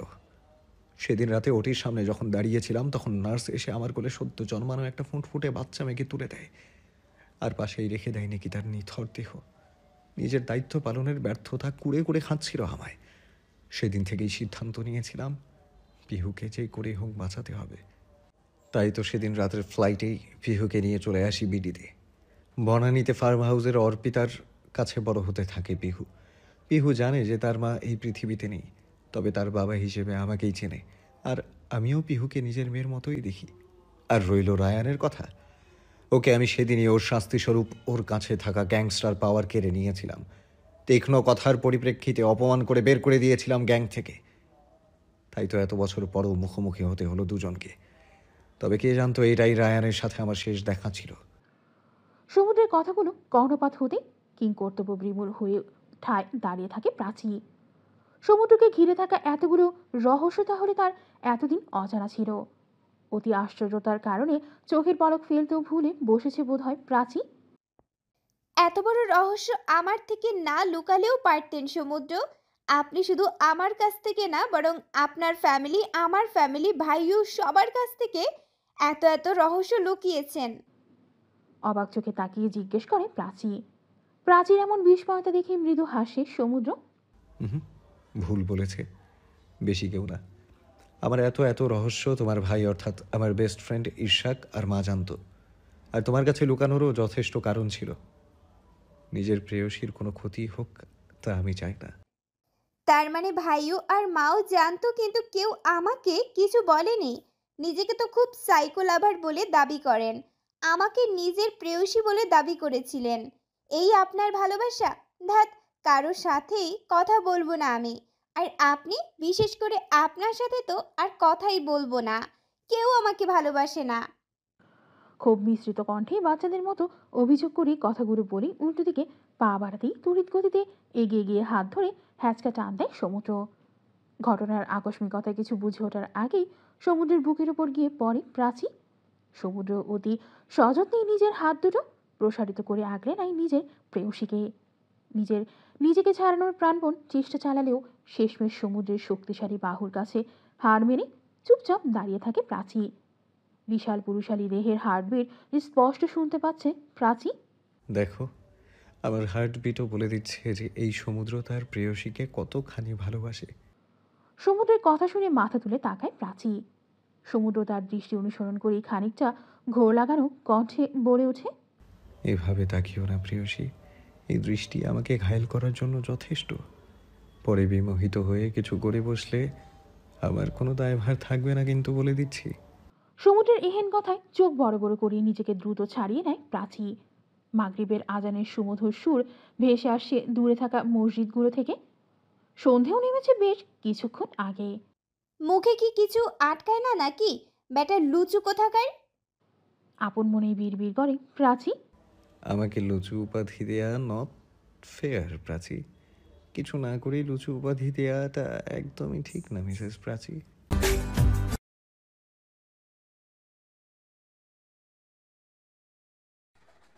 কংগ্রেচুলেশন স্যার, আপনি একজন মেয়ের বাবা হয়েছেন। নার্স, আমার ওয়াইফ ফিহা কেমন আছে? She is fine. একটু পরেই তাকে কেবিনে শিফট করা হবে। Excuse me.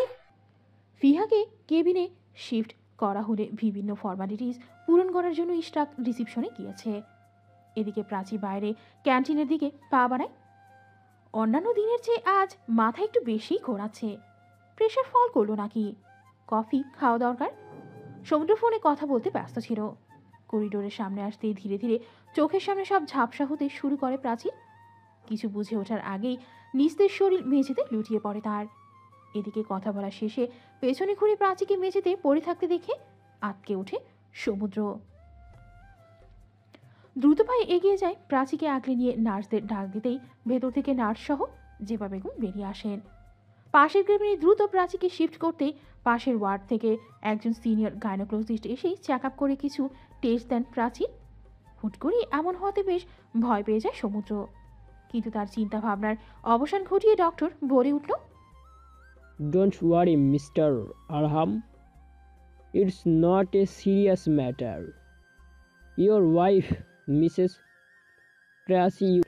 Mrs Prachi is pregnant. ডক্টরের বলা কথা শুনতেই শির দাঁড়াবে শীতল স্রোত বয়ে যায় সমুদ্রের। ডক্টরের বলা কথা শুনে এক মুহূর্তের জন্য থমকে যায় সমুদ্র। তার ভাবমূর্তি একদমই স্থির হয়ে গিয়েছে। মিসেস জেবা বেগমের চোখে মুখে বেশ উৎফুল্লতার ছাপ। অতি পরিমাণ বিস্ময়তা কাটিয়ে উঠতে পুনরায় থমথমে গলায় সামনে বসে থাকা গাইনোকোলজিস্টকে জিজ্ঞেস করে ওঠে সমুদ্র, রিয়েলি? আপনি কি সত্যি বলছেন ডক্টর? প্রাচী কি আসলেই? ইয়েস মিস্টার আরহাম, আপনার ওয়াইফ মিসেস প্রাচী মা হতে চলেছে, and she is pregnant for 2 months। নিজের কানকে বিশ্বাস করা বেশ কষ্টকর হয়ে পড়েছে সমুদ্রের পক্ষে, তবুও তার ঠোঁটের কোণে স্মিত হাসি। ডক্টরকে ধন্যবাদ জানিয়ে দ্রুত চেয়ার ছেড়ে উঠে দাঁড়ায় সে। উদ্দেশ্য প্রাচীর কেবিন। কেবিনের সামনে যেতেই প্রাচীর ঘুমন্ত মুখশ্রী চোখে পড়ে তার। নিষ্পলক চাহনি তার, যেন খুব নিশ্চিন্তে ঘুমিয়ে রয়েছে। অতি সন্তর্পণে কেবিনের দরজা খুলে ভেতরে প্রবেশ করে সমুদ্র। বেডের পাশে চেয়ার টেনে বসে প্রাচীর বাম হাত ধীরে ধীরে নিজের মুঠোয় নিয়ে নিতেই হালকা নড়ে চড়ে ওঠে প্রাচী। পিটপিট করে চোখ খুলে তাকাতেই নিজেকে একটা বদ্ধ কেবিনের ওপর আবিষ্কার করে প্রাচী। আশেপাশে চোখ বুলিয়ে নিতেই সমুদ্রের চিন্তিত মুখশ্রী চোখ এড়ায় না তার।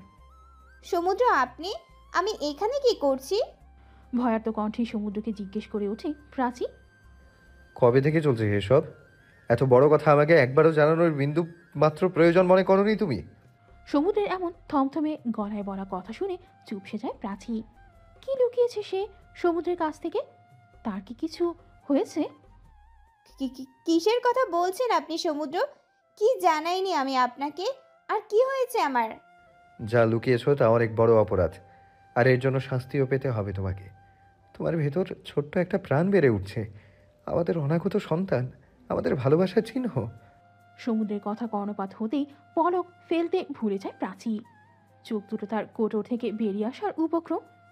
কাঁপা কাঁপা হাতে নিজের পেটে স্পর্শ করে সে। আসলে কি সমুদ্র যা বলছে তা সত্যি? তার মাঝে কি আসলেই ছোট্ট প্রাণ বেড়ে উঠছে? কেউ তাকে মা বলে ডাকবে ভাবতেই চোখের কার্নিশ বেয়ে এক ফোঁটা আনন্দের অশ্রু গড়িয়ে পড়ে প্রাচীর। সমুদ্র প্রাচীর দিকে এক দৃষ্টি তাকিয়ে নিচু স্বরে বলে ওঠে, মেহু পাখি। সমুদ্রের ডাক শুনে মাথা তুলে তাকায় Prachi. Thank you so much Mehu পাখি, আমাকে আমার জীবনের এত বড় একটা সারপ্রাইজ দেওয়ার জন্য। তুমি ভাবতেও পারবে না আমি কত খুশি হয়েছি। Thank you so much. Prachi প্রত্যুত্তরে কিছু বলতে যাবে, তার পূর্বেই রুমে হুড়মুড় করে প্রবেশ করে ইশরাক জেবা বেগম। তখন রিসিপশনে যাওয়ায় প্রাচীর খবর পায়নি সে। প্রাচী, তুই ঠিক আছিস? মাঝে বলল বাইরে করিডোরে মাথা ঘুরে পড়ে গিয়েছিলি। ভাইউ, তুই শান্ত হ। আমার তেমন কিছু হয়নি, শুধু একটু মাথা ঘুরে এসেছিল, আর এখন আমি একদম ঠিক আছি তো। বেরিয়ে শোয়া থেকে উঠে বসতে বসতে বলে ওঠে প্রাচী। ইশরাক এগিয়ে আসতে সমুদ্র উঠে গিয়ে ইশরাককে জড়িয়ে ধরে। চিন্তা করিস না ইশরাক, তোর বোনের কিচ্ছু হতে দিব না আমি। আর তোর বোনের কিছু হয়নিও, বরং তুই মামা হতে চলেছিস। সমুদ্রের কথা মুহূর্তের মধ্যে পুরো কেবিন জুড়ে আনন্দের জোয়ার বয়ে যায়। এক খুশির খবর আসতে না আসতেই দ্বিতীয় খুশির খবর চলে আসায় উপস্থিত সবাই যেন খুশিতে উৎফুল্ল। দুপুরের দিকে ফিহার জ্ঞান আসতেই সবাই ধীরে ধীরে ফিহার কেবিনে প্রবেশ করে। চোখ খুলে প্রথমে ইশরাককে নজরে পড়ে ফিহার। পাশেই দোলনায় তোয়ালে জোড়ানো ছোট একটা ফুটফুটে বাচ্চা। একজন নার্স এসে বাচ্চাটাকে ফিহার কাছে এগিয়ে দিতে ফিহাও সযত্নে বাচ্চাটাকে আগলে নেয়। মুখশ্রী দেখতে অনেকটাই ইশরাকের মতন, নরম তুলতুলে হাত পা। বিকেলের পরপরই বাসায় এসে পড়ে প্রাচী সমুদ্র। বাসায় ফিরতেই কোহিনূর চৌধুরী ব্যতিব্যস্ত হয়ে পড়েন প্রাচীকে নিয়ে। দুপুরের দিকে সমুদ্রের সাথে ফোনে কথা হয় তার। বাসায় পৌঁছাতেই প্রাচীর বেশ খাতির যত্ন শুরু করে দেন তিনি। এর জন্য অবশ্য বেশ কয়েক দফা সমুদ্রকে কথাও শুনিয়ে দিয়েছে প্রাচী। সমুদ্র চুপচাপ এক কোণে দাঁড়িয়ে সবটা দেখে যাচ্ছে আর মিটমিট করে হাসছে। এখন থেকে তোমার সব কাজ বন্ধ প্রাচী, তুমি শুধু এখন থেকে বেড রেস্ট নেবে। আর শুধু হেলদি খাবার খাবে। আর সমুদ্র, তুই প্রাচীর সবসময় খেয়াল রাখবি, যখন যা লাগবে তখনই তা এগিয়ে দিবি। সমুদ্র ভদ্র ছেলের মতো মাথা নাড়িয়ে সম্মতি দেয়। কিন্তু মা, এখনই এত কিছু করার কি প্রয়োজন ছিল? সবে তো 2 মাস হয়েছে, এখনো তো 6-7 মাস বাকি। আর 7 দিন বসে থাকতে বোরিং লাগবে। অসহায় দৃষ্টিতে কোহিনূর চৌধুরীর দিকে তাকিয়ে বলে ওঠে Prachi. No more excuse, it's my order. প্রাচীকে বুঝিয়ে দিয়ে কোহিনূর চৌধুরী এক প্লেট ভর্তি ফল প্রাচীর হাতে ধরিয়ে রুম থেকে বেরিয়ে পড়েন। এদিকে কোহিনূর চৌধুরী রুম থেকে বেরিয়ে আসতে দ্রুত বসা থেকে উঠে দাঁড়ায় প্রাচী। সমুদ্রের দিকে তেড়ে গিয়ে ঝাঁঝালো কণ্ঠে বলে ওঠে, এই এই আপনার সমস্যা কি বলুন তো? মাকে এত তাড়াতাড়ি বলার কি দরকার ছিল? আর বলেছেন ভালো কথা, এখন আপনার জন্য সারাদিন শুয়ে বসে কাটাতে হবে, কোনো কাজ ছাড়াই। ভালো লাগে না ধ্যাত। রাগে আপন মনে কিছুক্ষণ বিড়বিড় করে প্রাচী। তো কি ভুল বলেছে মা? এখন থেকে নো কাজ। আর একদিক দিয়ে আমার ভালোই হয়েছে, সারাদিন নিজের ওয়াইফের সাথে রোম্যান্স করতে পারবো, সময় কাটাতে পারবো। Am I right wifey? আপনি মা, পিহুর কণ্ঠস্বর ভেসে আসতে থেমে যায় প্রাচী। ঘাড় ঘুরিয়ে পেছনে তাকাতেই পিহু দৌড়ে সেই প্রাচীকে জড়িয়ে ধরে করে তুলে নেয়। পিহুও খুশি মনে প্রাচীকে জড়িয়ে ধরে তার গালে চুমু দিয়ে বসে। কেটে যায় 2 মাস। ড্রেসিং টেবিলের সামনে দাঁড়িয়ে পিহুর ব্যাগ গোছাতে ব্যস্ত ছিল প্রাচী। গত কয়েকদিন বেশ ব্যস্ততার মধ্যে দিয়ে কেটেছে তার। আকাশ আর রিদিতার বিয়ে সম্পন্ন হয়েছে গতকাল। আর বিয়ে জড়িত সকল অনুষ্ঠানেই অ্যাটেন্ডেন্ট করায় শরীর বেশ দুর্বল হয়ে এসেছে তার। তুমি গিয়ে নিচে গাড়িতে গিয়ে বসো, প্রাচীকে স্কুলে পৌঁছে দিয়ে আমরা ডক্টরের কাছে যাব। হঠাৎ সমুদ্রের কথায় ভ্রু কুঁচকে নেয় প্রাচী। ডক্টর? কিন্তু কেন সমুদ্র? আজকে ডক্টরের সাথে অ্যাপয়েন্টমেন্ট আছে তোমার চেক আপের জন্য। প্রাচীও আর কোনো কথা বাড়ায় না, চুপচাপ ব্যাগ আর পিহুকে নিয়ে রুম থেকে বেরিয়ে পড়ে সে। তবে ভেতরে কোনো এক অজানা কারণে বেশ নার্ভাস ফিল হচ্ছে, যেন কোনো কিছু একটা ঘটতে যাচ্ছে। পিহুকে স্কুলে পৌঁছে দিয়ে গাড়ি ইউটার নিয়েই হসপিটালের দিকে যায় সমুদ্র। মিনিট 40 পর গাড়ি এসে হসপিটালের সামনে থামে। গাড়ির সিট বেল্ট খুলতে খুলতে প্রাচীর দিকে চোখ পড়তেই ভ্রু কুঁচকে নেয় সমুদ্র। উদাসী চেহারায় অন্যমনস্ক হয়ে যেন কিছু একটা ভেবে চলেছে প্রাচী। প্রাচী? পরপর কয়েকবার ডাক দিতেই ভাবনার সুতো কাটে প্রাচীর। কি হয়েছে? Anything problem? অন্যমনস্ক হয়ে কি ভাবছিলে? কিছু না তো। আচ্ছা ঠিক আছে, চলো হসপিটালে এসে পড়েছি। সমুদ্রের কথা শুনে প্রাচীও ধীর পায়ে নেমে পড়ে গাড়ি থেকে। ডক্টরের কেবিনে ডক্টর আয়েশা বেশ সরু দৃষ্টিতে সামনে থাকা রিপোর্টগুলো পরখ করে যাচ্ছেন।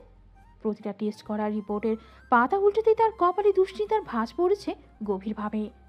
চশমার আড়ালে রিপোর্টগুলো পরখ করে ছোট্ট একটা দীর্ঘশ্বাস ফেললেন তিনি। একটু আগে প্রাচীর প্রেগনেন্সি নিয়ে বেশ কিছু টেস্ট করিয়েছেন তিনি।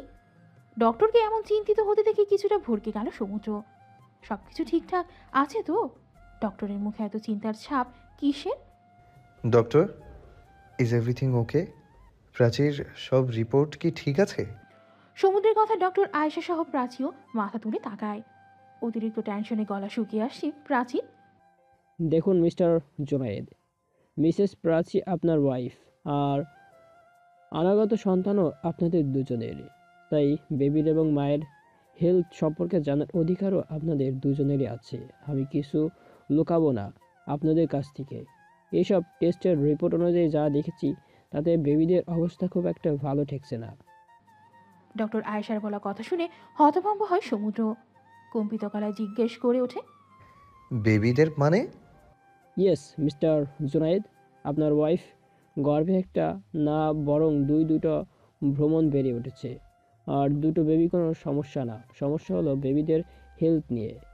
রিপোর্ট অনুযায়ী মিসেস প্রাচীর প্রেগনেন্সিতে বেশি কিছু কমপ্লিকেশন রয়েছে। তার উপর তিনি দুটো বাচ্চা ক্যারি করছেন। এমন তো অবস্থায় ওনার ডেলিভারিতে বেশ কিছু কমপ্লিকেশন আসতে পারে, আর যার জন্য এমন হতে পারে আমরা মা ও বাচ্চাদের মধ্যে যে কোনো দুজনকে বাঁচাতে পারবো। ডক্টর আয়েশার কথা শুনতেই শির দ্বারা বেয়ে শীতল স্রোত বয়ে যায় প্রাচীর। সমুদ্র নিশ্চুপ, অতি পরিমাণ আশঙ্কার আশ্চর্যতা তাকে একসাথে ঘিরে ধরেছে যেন।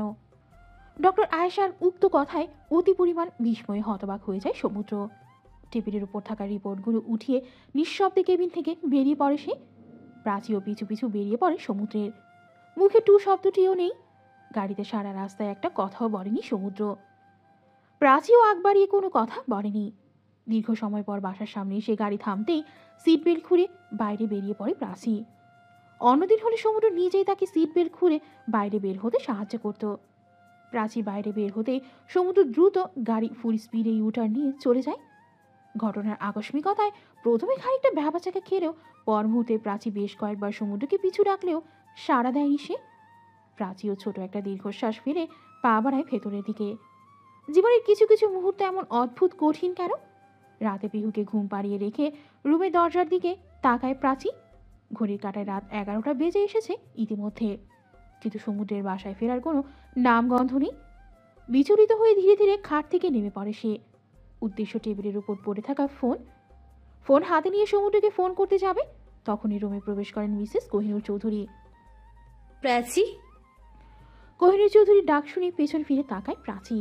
মা, আপনি আসুন না, ভেতরে আসুন। সমুদ্র এখনো ফেরেনি? কোহিনূর চৌধুরীর প্রশ্ন মুহূর্তে মুখ চুপসে যায় প্রাচীর। অতপর মাথা নিচু করে না বোঝাতেই ফুস করে দম ফেলেন কোহিনূর চৌধুরী। এগিয়ে এসে প্রাচীর কাঁধে হাত রেখে সান্ত্বনা স্বরূপ বলে ওঠেন, চিন্তা করো না, সমুদ্র এসে পড়বে। একদম টেনশন করবে না, বেবিদের সমস্যা হবে। পিহু ঘুমিয়ে পড়েছে? জি মা। প্রাচীর উত্তর পেয়ে বিছানায় থাকা ঘুমন্ত পিহুকে অতি সন্তর্পণে কোলে তুলে নিলেন কোহিনূর চৌধুরী। প্রাচীও আটকায়নি, কেননা তিনি হুটহাটি পিহু ঘুমিয়ে পড়লে পিহুকে নিজের ঘরে নিয়ে যান। পিহুকে নিয়ে যেতেই প্রাচী সমুদ্রের নাম্বারে ডায়াল করে। রিং হচ্ছে, কিন্তু কোনো সারা শব্দ নেই। বেশ কিছুক্ষণ পর কোনো প্রতিক্রিয়া না হতেই রুম থেকে বেরিয়ে সিঁড়ি বেয়ে নিচে নেমে হলরুমের দিকে পা বাড়ায় প্রাচী। হলরুমে এক প্রান্ত থেকে অন্য প্রান্তে দুশ্চিন্তায় পায়চারি করতে করতে দরজার দিকে বারবার তাকাচ্ছে সে। মিনিট 20 এভাবে কাটাতে কাটাতেই অপেক্ষার অবসান ঘটে প্রাচীর। অগোছালো চুল, শার্টের বোতাম খোলা, হাতে বিয়ারের বোতল, নেশায় আসক্ত হয়েই ঠুলু ঠুলু শরীর নিয়ে সদর দরজা দিয়ে প্রবেশ করে সমুদ্র। সমুদ্রের এহেন দশা থেকে এক মুহূর্তের জন্য আটকে ওঠে প্রাচী, কেননা বিয়ের পর কিংবা এ পর্যন্ত কোনোদিনই সে সমুদ্রকে এভাবে নেশায় বুঁদ হতে দেখেনি। হলরুমে আসতে গিয়ে এক পর্যায়ে মেঝেতে পড়ে যেতে নিলে প্রাচী দ্রুত পায়ে গিয়ে সমুদ্রকে আগলে ধরায়। সমুদ্র, আপনি কি ঠিক আছেন? কি অবস্থা করেছেন নিজের? আর আপনি ড্রিঙ্কস করে এসেছেন সমুদ্র? সমুদ্রকে ঘিরে প্রলাপ বকে প্রাচী। এদিকে প্রাচীর কথা শুনে সমুদ্র ভ্রুকুচকে কিছুক্ষণ তাকিয়ে হো হো করে হেসে ওঠে। সমুদ্রকে এমন বাচ্চাদের মতো হাসতে দেখে বুঝতে বাকি থাকে না প্রাচীর যে সমুদ্র এখন নিজের আয়ত্তে নেই। সমুদ্রকে কোনো মতে সোফার উপর বসিয়ে কিচেন থেকে তড়িঘড়ি করে লেবুর শরবত তৈরি করে নিয়ে সমুদ্রকে জোর করে খাইয়ে দিতে বিরক্তিতে চোখ মুখ কুচকে নেয় সমুদ্র।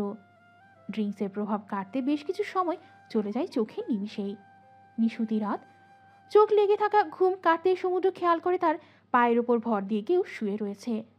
চোখ খুলে তাকাতেই নিজেকে সোফায় আর প্রাচীকে নিজের পায়ের কাছে আবিষ্কার করে সমুদ্র। হয়তো চোখ লেগে এসেছিল প্রাচীর। সমুদ্রের নড়ে চড়ে ওঠার প্রভাব পড়ে প্রাচীর উপরও। সমুদ্র, আপনি ঠিক আছেন? আপনি ড্রিঙ্কস করেছেন, কিন্তু কেন? প্রাচীর প্রশ্ন শুনে উঠে দাঁড়ায় সমুদ্র। এত রাত পর্যন্ত জেগেছিলে কেন? ওপরে গিয়ে ঘুমিয়ে পড়ো। প্রাচীর প্রশ্ন এভাবে এড়িয়ে যাওয়ায় বেশ ক্ষিপ্ত হয় প্রাচী। ইদানিং প্রেগনেন্সিতে হুটহাট ক্ষিপ্ত হয়ে যাওয়াটা তার নিত্যদিনের বিষয়। আমি কিছু জিজ্ঞেস করেছি সমুদ্র, আপনি এভাবে এড়িয়ে যাচ্ছেন কেন আমাকে? কিছু হয়েছে? আপনি কি কিছু লুকাচ্ছেন আমার কাছ থেকে সমুদ্র? জানতে চাও তো আমার সমস্যা কিসে? তাহলে শোনো, আমার সমস্যা আমাদের বেবিদের নিয়ে, আমার সমস্যা তোমাকে নিয়ে। সমুদ্রের কথা শুনে বিস্ময়ে হতবাক প্রাচী। কি সব উল্টাপাল্টা বলছে সমুদ্র? কিছুক্ষণ বাদে প্রাচী খেয়াল করে সমুদ্র নিশ্চুপ ভঙ্গিমায় নিজের ভেতরে পুষে রাখা যন্ত্রণাগুলোকে অশ্রুর সাহায্যে ব্যক্ত করছে। এরকম সমুদ্রকে কান্না করতে দেখে প্রাচী খুব ভালো করে জানে সমুদ্র খুব স্ট্রং, কিন্তু এভাবে ভেঙে পড়তে দেখে তার মনও বিষণ্ণ হয়। আলতো করে নিজের হাত সমুদ্রের চিবুক ছুঁয়ে দিতেই মাথা তুলে তাকায় সমুদ্র। কি হয়েছে সমুদ্র? আপনি কেন এসব বলছেন? আমি তোমাকে হারাতে পারবো না মেহুবাকি, কোনোভাবেই না। তোমাকে হারালে আমি বাঁচবো কি করে? প্লিজ এমনটা করো না। চলো এক কাজ করি, বাচ্চা তো পরেও হবে, তাই না? চলো এখন বেবি দুটো অ্যাবর্শন করে ফেলি। সমুদ্রের এমন ভয়ঙ্কর রূপী কথাবার্তা কর্ণপাত হতেই ভয়ে আটকে দু কদম পিছিয়ে যায় প্রাচী। তড়িৎ গতিতে নিজের দুটো হাত দিয়ে নিজের পেট আঁকড়ে ধরে সে। কি বলছে এসব সমুদ্র? আপনার মাথা ঠিক আছে সমুদ্র? কী সব বলছেন এসব? আপনি আমার বাচ্চাদের মেরে ফেলতে চাইছেন? না না মেহু পাখি, আমি বেবিদের মারতে চাই না। আমি তো শুধু তোমাকে বাঁচাতে চাই। চলো না প্লিজ। আপনার মাথা ঠিক আছে? আপনি কি পাগল হয়ে গিয়েছেন? এই বেবি আমাদের ভালোবাসার চিহ্ন সমুদ্র, আর সেই চিহ্নকেই আপনি নিঃশেষ করে দিতে চাইছেন। এই আপনার ভালোবাসা? ছি সমুদ্র, ছি। সমুদ্রের দিকে ঘৃণা ভরা দৃষ্টিতে তাকিয়ে বলে ওঠে প্রাচী। এদিকে সমুদ্রের হাল বিধ্বস্ত, চোখ দুটো টকটকে লাল। রাগে ক্ষোভে পাশে থাকা টি টেবিলের সজোরে লাথি মারতেই সেটা ছিটকে পড়ে সুদূরে। এতে আরো এক ধাপ ভয়ে জড়সড় হয়ে যায় প্রাচী। তুমি মানবে না তো আমার কথা? তুমি করবে না অ্যাবর্শন, তাই তো? না, আমি মানব না আপনার কথা। আমি নিজ হাতে আমার বাচ্চাদের শেষ করে দিতে পারবো না। এতে যদি আমার নিজেরও শেষ হয়ে যেতে হয় তাহলে তাও করব। আপনি আর এখন আমার সেই সমুদ্র নেই। আজ তো একটা বিবেকহীন মানুষে পরিণত হয়েছেন আপনি। আমার কথা মানবে না তুমি? ঠিক আছে, না মানো, থাকো তোমাদের বেবিদের নিয়ে। আমিও আর থাকবো না তাহলে এখানে। বলেই আর এক মুহূর্তও দেরি করে না সমুদ্র। হনহনিয়ে সেখান থেকে বেরিয়ে পড়ে সে।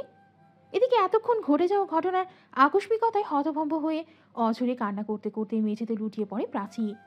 জীবন তার এমন কঠিন পরীক্ষা নিচ্ছে কেন?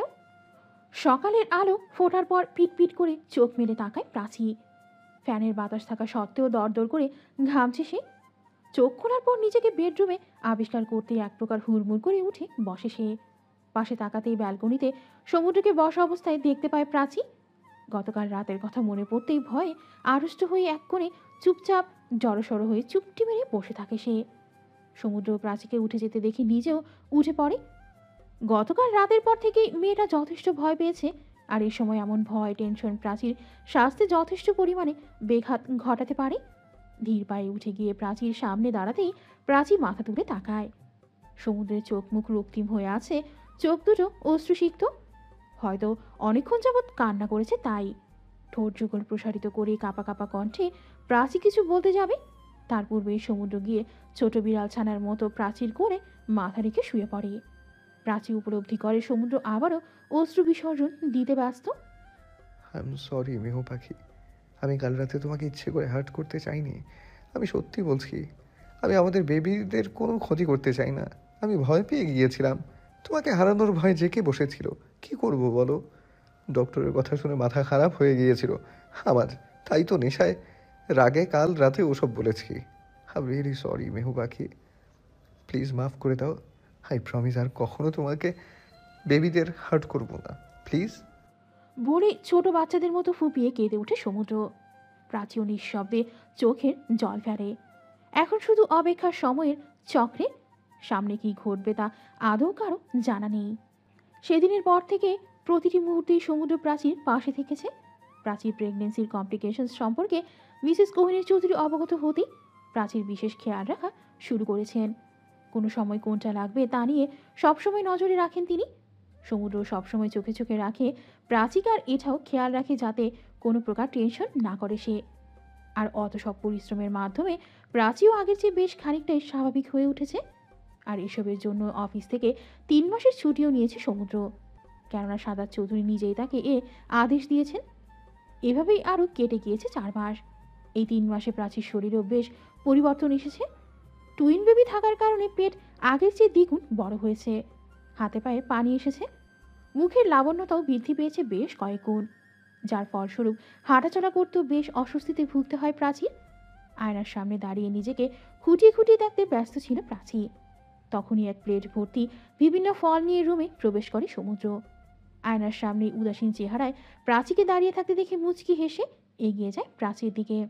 কি হয়েছে মেহু পাখি, চেহারায় এমন উদাসীন উদাসীন ভাব কেন? মন খারাপ? পেছন থেকে প্রাচীকে জড়িয়ে ধরে বেশ আদুরে গলায় জিজ্ঞেস করে সমুদ্র। মন খারাপ হবে না কেন? দেখুন না দিন দিন কি হাল হচ্ছে। গাল দুটো ফুলও কেমন টমেটোর মতো হয়েছে। বেশ মন খারাপ নিয়ে নিচু কণ্ঠে বলে ওঠে প্রাচী। কে বলেছে আমার মেহু পাখিকে খারাপ দেখা যায়? আমার মেহু পাখি তো দিন দিন আরও বেশি কিউট হয়ে যাচ্ছে। লিসেন প্রাচী, প্রেগনেন্সির সময় এগুলো খুবই কমন বিষয়।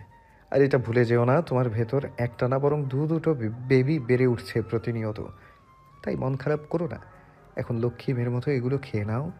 বিকেলে তোমার জন্য সারপ্রাইজ আছে। সারপ্রাইজের কথা শুনতেই খুশিতে উৎফুল্ল হয়ে ওঠে প্রাচী। সমুদ্রের বলা কথাগুলো উপলব্ধি করাতে মন খারাপ নিমিষেই কর্পূরের মতো মিলিয়ে যায়। বাধ্য মেয়ের মতো চেয়ারের ওপর বসতেই পিহু দৌড়ে প্রাচীর কাছে চলে আসে। প্রাচীও আগলে নেয় পিহুকে। রাতে ক্লান্ত সরিয়ে বেঘরে ঘুমাতে ব্যস্ত ছিল সমুদ্র। বিকেলের দিকে বেশ কয়েকদিন পর প্রাচীকে নিয়ে লং ড্রাইভে বের হয়েছিল সে। প্রাচীকে খুশি রাখতেই যথাসাধ্য চেষ্টা চালিয়ে যাচ্ছে সে। সারা বিকেল ঘোরাঘুরি করার পর রাতের ডিনার করেই বাসায় ফিরেছে। হঠাৎ পাশ থেকে কারো কান্নার আওয়াজ পেতেই ঘুমের মধ্যেই ধরফর করে উঠে বসে সমুদ্র।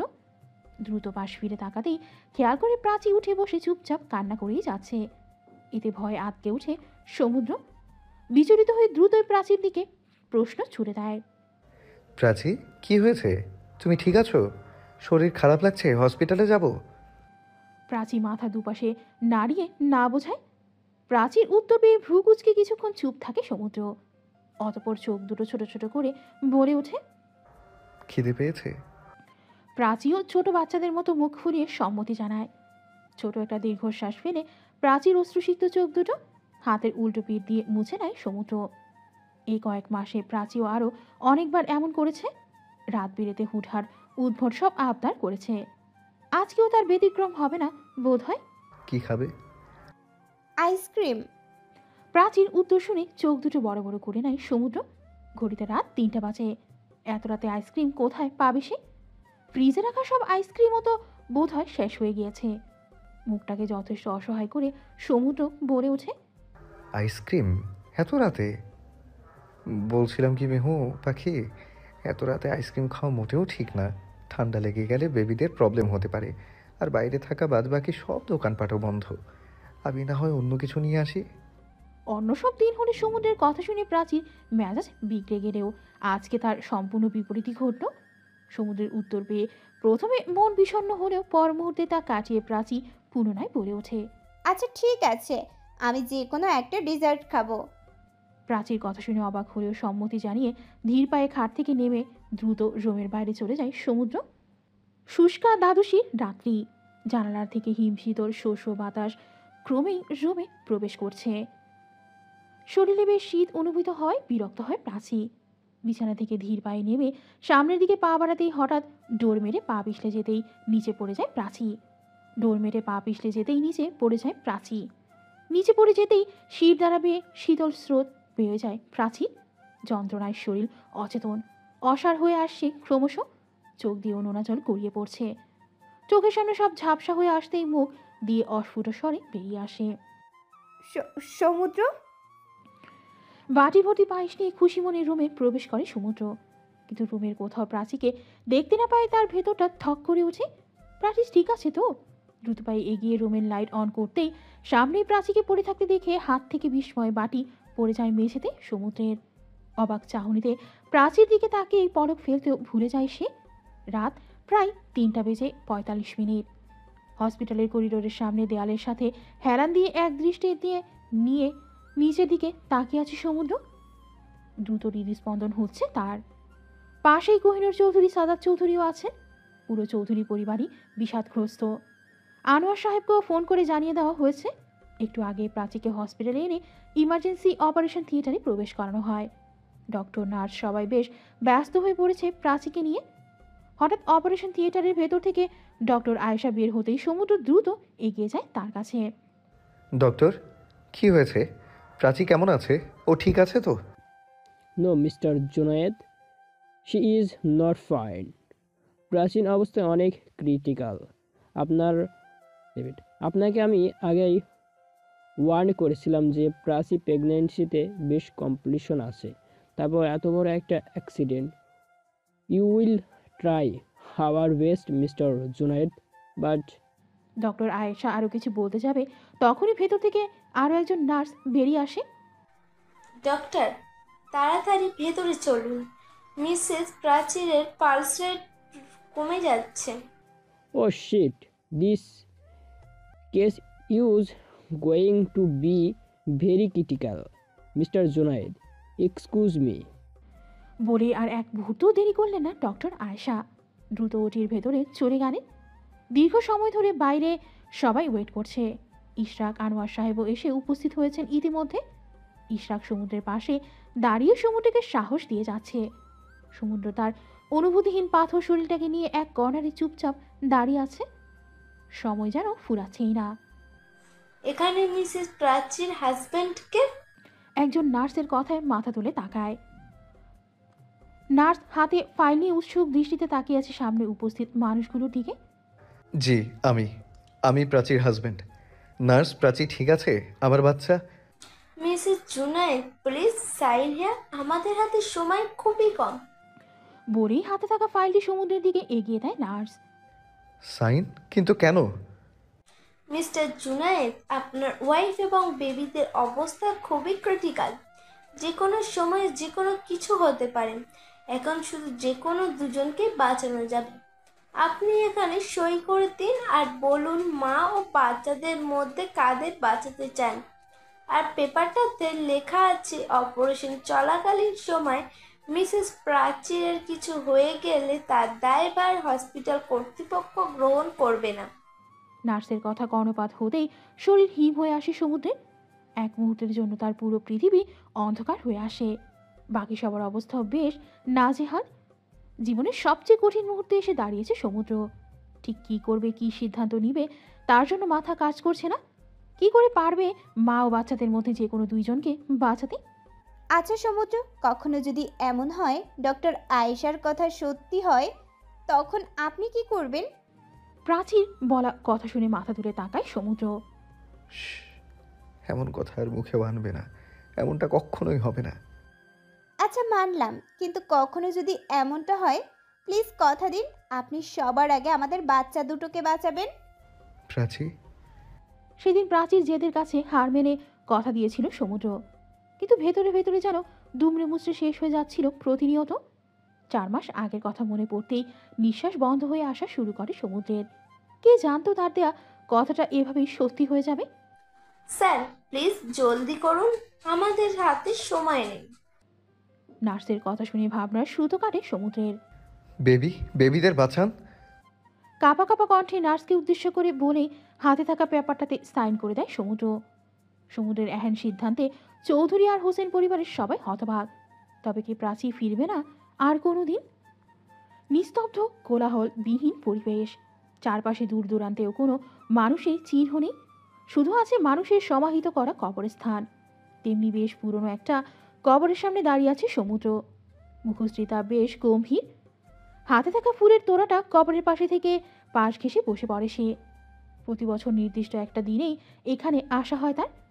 প্রতি বছর বলতে বিগত 3 বছর ধরে আজকের দিনে এখানে এসে কবর জিয়ারত করে কিছু স্মৃতিচারণ করে যায় সে। মোনাজাত শেষ হতে উঠে দাঁড়ায় সমুদ্র। চোখ দুটো তার অশ্রুসিক্ত।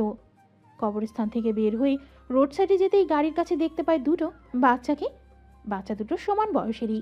3 বছর বয়সী বাচ্চা দুটো সমুদ্রকে দেখতে বেশ উৎফুল্লতার সাথে এগিয়ে যায় সমুদ্রের দিকে। বাবা, তুমি কোথায় গিয়েছিলে? সামনে দাঁড়িয়ে থাকা বাচ্চা মেয়ে আর ছেলে দুজনে একসাথেই প্রশ্ন করে সমুদ্রকে। সমুদ্র মুচকি হেসে বাচ্চা দুটোকে করে তুলে ভরে ওঠে। স্নিগ্ধ, মীরা, বাবা বলেছিল না আজকের দিনটা বাবার কাছে অনেক স্পেশাল, তাই তো বাবা প্রতি বছর এই স্পেশাল জায়গাটায় এসে টাইম স্পেন্ড করে। কিন্তু বাবা, আজকে কি এমন স্পেশাল? আজকে তো আমাল আর বায়ুর জন্মদিন। হ্যাঁ, আজকে তো আমার প্রিন্স আর প্রিন্সেস দুজনেরই বার্থডে। কিন্তু সেটা ছাড়াও আরও একটা দিন আজকে, সেটা হলো।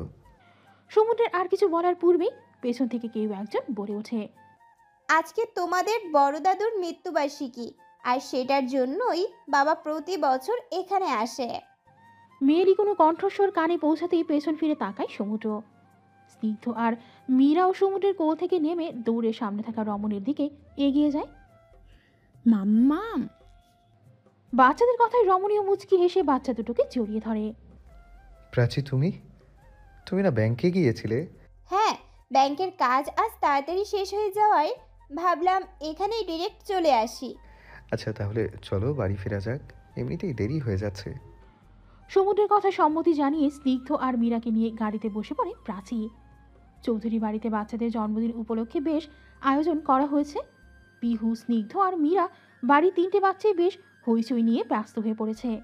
রুমে দাঁড়িয়ে পার্টির জন্য তৈরি হচ্ছিল প্রাচী। ব্ল্যাক অ্যান্ড গ্রিন কম্বিনেশনের শাড়ি, হাত ভর্তি চুড়ি, অর্নামেন্টস, খোলা চুলগুলো স্ট্রেট করে ছেড়ে দেয়া, শাড়ির কুচিগুলো ঠিক করা শেষ হতেই যেন হাফ ছেড়ে বাঁচে প্রাচী। বাড়িতে বিশাল ব্যস্ততা, তার উপর অনেকটাই দেরি হয়ে গিয়েছে। তার মধ্যে কেউ পেছন থেকে জড়িয়ে ধরতে কিঞ্চিত পরিমাণ কেঁপে ওঠে প্রাচী, তবে চমকায় না, কেননা এই স্পর্শ তার চিরচেনা।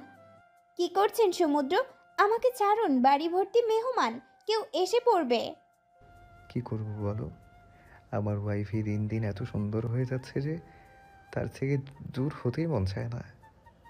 এমন একটা ওয়াইফই থাকলে কি করে দূরে থাকি বলো? নিজের রূপ দিয়ে আমাকে ঘায়েল করার ইচ্ছে আছে নাকি? সমুদ্রের আগ্রাসী কণ্ঠস্বর শুনে লজ্জায় মিলিয়ে যায় প্রাচী। 2 বাচ্চার বাপ হয়েও মুখে কিছু আটকায় না নাকি? লজ্জা শরমের মাথা খেয়ে বসেছেন দেখছি। ছাড়ুন আমাকে, মা নিচে ডেকেছে আমাকে। বলেই চোখ রাঙিয়ে নিজেকে সমুদ্রের কাছ থেকে ছাড়িয়ে নেয় প্রাচী। এদিকে প্রাচী চলে খানিকটা দূরে যেতেই হো হো করে হেসে ওঠে সমুদ্র। ভাবে জীবন তার অদ্ভুত সুন্দর। পশ্চিমা আকাশে সন্ধ্যা নেমেছে। আকাশের লাল আবিরের রেখা নিশ্চিহ্ন প্রায়। বিহঙ্গের দলও নিড়ে ফিরে যাচ্ছে এক এক করে। সায়ানো মাখানো খোলা আকাশের দিকে এক দৃষ্টিতে তাকিয়ে আছে প্রাচী। আজকের দিনটা তার বেশ ভালোই কেটেছে, কাটারই কথা। দিনটাকে নিয়ে অনেক দুর্বিষহ স্মৃতি অতপ্রতভাবে জড়িত। হঠাৎ কাঁধে কারো স্পর্শ পেতেই ঘাড় ঘুরিয়ে তাকায় প্রাচী। সমুদ্র বিনিময় স্মিত হাসে। কি হয়েছে মেহু পাখি, দাঁড়িয়ে দাঁড়িয়ে কি ভাবছিলে? এই তো ভাবছিলাম জীবনের এই অল্প সময়টুকুর মধ্যে কত কিছু হয়ে গেল, কত পরিবর্তন, কত স্মৃতি রয়ে গিয়েছে এই 3 বছরে, তাই না? আকাশের দিকে স্থির দৃষ্টিতে তাকিয়ে নিচু কণ্ঠে বলে ওঠে প্রাচী। প্রাচীর কথা শুনে সমুদ্র দীর্ঘশ্বাস ফেলল। প্রাচী যা বলেছে তা তো ফেলনা নয়। আজকের দিনটার কথা মনে পড়ে সমুদ্র? আজ থেকে 3 বছর আগের কথা, সেদিন। হ্যাঁ মনে আছে, ভুলি কি করে? সে দিনটা তো চাইলেও ভোলা অসম্ভব। 3 বছর পূর্বে সমুদ্রের এহেন সিদ্ধান্তে উপস্থিত সবার মাথায় আকাশ ভেঙে পড়ার উপক্রম। সমুদ্রের কথা শুনে আনোয়ার সাহেব রাগে ক্ষোভে সমুদ্রের দিকে এক প্রকার তেড়ে গেলেন। সমুদ্র, কি যা তা বলতেছো তুমি? ওটিতে আমার মেয়ে মৃত্যুর সাথে লড়াই করছে, আর তুমি বলছো বেবিদির বাঁচাতে? তোমার মাথা খারাপ হয়ে গিয়েছে। বাবা, আমি বুঝতে পারছি আপনার বোনের অবস্থা কেমন, কিন্তু আমি নিরুপায়। আমি প্রাচীকে কথা দিয়েছি এমন কোনো পরিস্থিতি আসলে আমি আমার বাচ্চাদের বাঁচাবো। আর যদি আমি প্রাচীকে দেয়া কথা না রাখি তাহলে কোনোদিনও প্রাচীর মুখোমুখি হতে পারবো না। আর যাই হোক, আমি প্রাচীর ঘৃণা আর অবহেলা কোনোদিনও সহ্য করতে পারবো না। সমুদ্রের এহেন দৃঢ় কথায় কিছু বলতে চেয়েও থেমে যান আনোয়ার সাহেব। নার্স ফাইল নিয়ে ভেতরে প্রবেশ করতেই মেঝেতে ধপ করে বসে পড়ে সমুদ্র। শুনেছে পুরুষ মানুষের নাকি কাঁদতে নেই, কিন্তু আজ সে নিয়মও যেন ভেঙে গিয়েছে সমুদ্রের কাছে। ভেতরে ভেতরে যেন দুমড়ে মুচড়ে শেষ হয়ে যাচ্ছে প্রতিনিয়ত সে। চোখ দিয়ে অবাধ্য অশ্রুগুলো চিবু গড়িয়ে পড়ছে। জীবনে আজ পর্যন্ত এমন কঠিন সিদ্ধান্তের সম্মুখীন হতে হয়নি। ভেতরেও ডাক্তাররাও তাদের আপ্রাণ চেষ্টা চালিয়ে যাচ্ছে। সবার অধীর আগ্রহের সমাপ্তি ঘটে ভেতর থেকে আসা 2টো বাচ্চার কান্নার আওয়াজে।